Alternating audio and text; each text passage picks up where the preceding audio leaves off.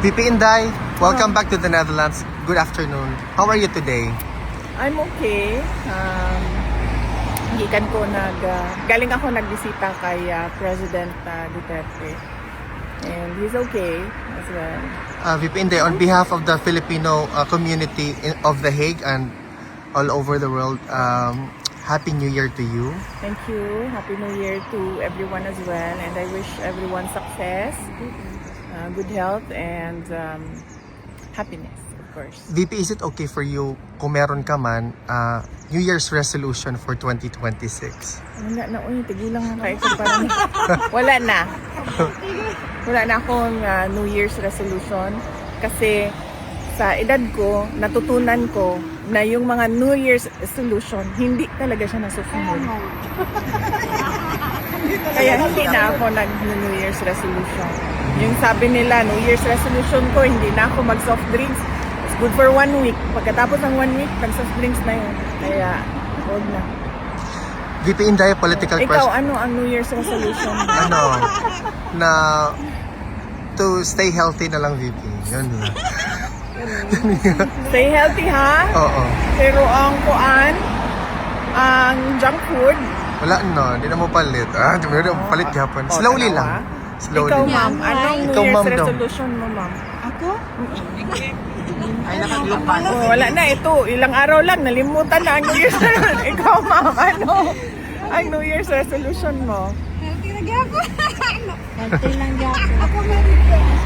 Ma'am. Gusto ko ang resolution na katulad ay pagkaan kami in the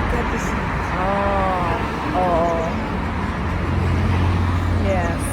Para para ipakita natin sa mundo yung mali na ginawa kay former President Duterte. Pakita natin sa mundo kung paano nagugugo ang puso natin. Simple Paano nililigpit yung yung table sa gabi? Sa gilid lang, ma'am. Diyan.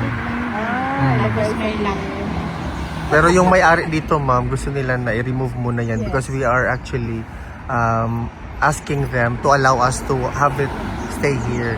Kasi gusto nila na i-remove pero May-ari, private ba ito? Yes, for Ito na property.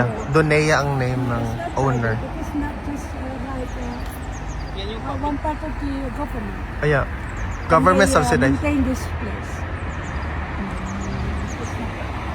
Hindi na. Sige. Okay, political question lang, ma'am. Nag-file na po ng impeachment complaint against PBBM. Meron po ba kayong reaction dito, ma'am? Sa ngayon, wala pa. Hintayin natin ang mga susunod na mga araw kung meron akong reaction. How about the seemingly What? obvious filing of impeachment complaint against you for next month after the lift of 1-year ban? As expected, dahil sila din naman na ang nagsasabi lagi na magpa-file sila ng impeachment complaint. So, alam na natin yun na mangyayari yun.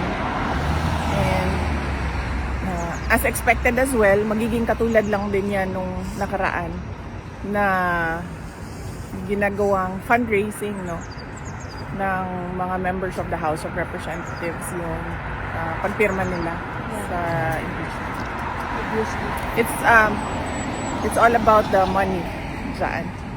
VP, recently the International Criminal Court Office of the Prosecutor, through their social media platform, released a statement asking or appealing to the Filipino people who are allegedly victim of the war on drugs to come out and be a witness to the charges hurled against her father. What's your opinion to this move? Attorney Nicholas Kaufman already gave a comment, So, his comment includes my opinion because we discussed it before he gave his statement on this matter. So, I reflect, my opinion reflects what Attorney Kaufman said. Is there something that the former president wished to share to the Filipino people, ma'am, for this year 2026? Unfortunately, hindi kami umabot sa usapan na ganyan. Ang napag-usapan namin kanina ay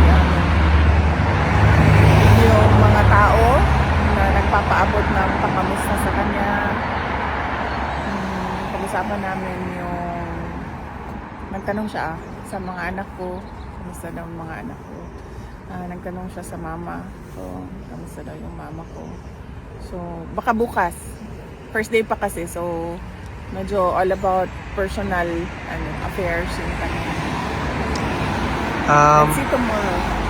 I think that, mayroon ba kayong question, guys? Ano? Any comment po sa pag-vision po ng Blue Ribbon Committee about sa DPWH corruption? I reflect din the sentiment of many. Masyadong, sorry, Blue Ribbon ito ng Senate pala, Yes. no? Hindi ito ICI. Oo, well, trabaho naman yan ng Senate at ang atin lang New Year's resolution dyan sa Blue Ribbon na ay sana meron ng mga managot sa nangyari.